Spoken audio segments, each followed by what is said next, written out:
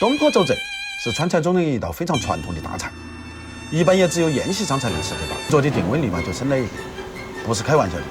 特别是老一辈的人，相当认可这道菜。只要是上了这道菜，他们看你的眼神都会不一样。把买回来的肘子用火烧一下。今天卖肉的老板娘心情可能是不太好，竟然忘了帮我烧，只好自己拿回来处理。把肘子的表皮烧焦、烧黑都可以。经过这样的处理，肘子才没得冒腥味。把肘子烧好了，就用小刀刮洗干净。准备点香料：八角、小茴、桂皮、白芷、胡椒、香盐、木香、亮姜，各少许。把准备好的香料装入小袋子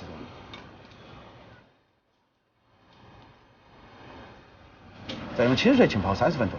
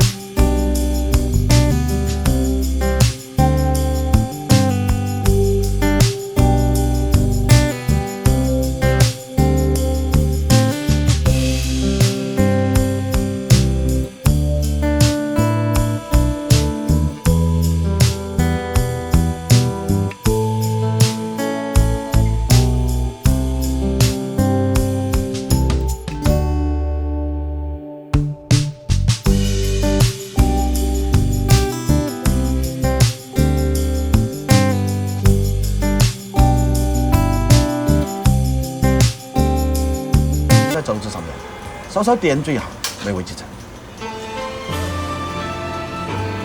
学会的点赞，没有学会的自己温习两遍再看。点缀。睁眼故乡的灶台，闭眼故乡的炊烟，回荡缠绵的全是这故乡的美味。